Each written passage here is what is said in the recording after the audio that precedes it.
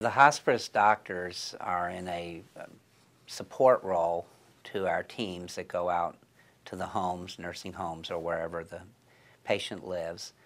We're overseeing the medical part of their care. Sometimes we may actually make a visit, a home visit, but more often than not, we're supporting the team by being available 24/7 to give orders or write prescriptions for comfort medications that may be required, to coordinate the care with the community physicians if they're involved, and to oversee the medical care plan. Patients at the end of life, patients who are no longer curable with medical care, still need great medical care, and they need a lot more than that. They need more than just medications and a medical care plan. They need every kind of support for themselves and their family, whether it be emotional, spiritual, practical help.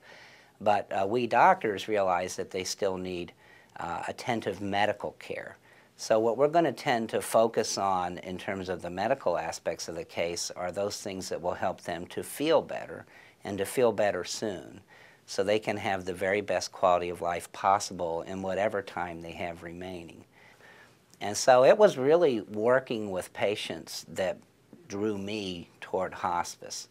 I could tell that when patients got to that point in their illness where our medical treatment was no longer going to prolong their life, that a lot of times they were getting a lot of things done to them that were not helpful anymore and was actually making them sicker. And to be able to sit down with a patient, be honest with them about their illness and what they can expect, to explore their goals, to find out what they really want, and then to make sure that's what they get, would allow us sometimes to stop some treatments that not only weren't helping, but were actually making them feel worse. And then to focus on getting them comfortable and feeling the best they can, and then bringing in the whole team to support them and their family so that they could have the very best quality of life they could. I found that to be something we could always do. So we can't always cure somebody, but we can always comfort them and support them having the best possible quality of life. One of the things I love about our volunteers is that that's the gift they bring. They bring the gift of their own humanity, of being themselves. More than anybody else on the hospice team, the volunteer is on an equal footing with the patient. They're not there in a professional role. They're not the doctor giving the doctor's orders or the nurse who's assessing their medical condition.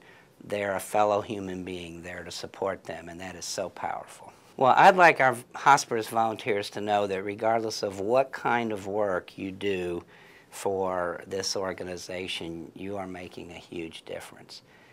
But everything volunteers do is a tremendous help to us. Volunteers who help us write thank you notes, volunteers who help us make phone calls, volunteers who help us file away important papers, volunteers that serve on our boards, volunteers that serve on our committees, volunteers that help us put on events and raise money so we can provide care that's not covered by Medicare, and care then for children who we're taking care of charitably, or to provide more bereavement care.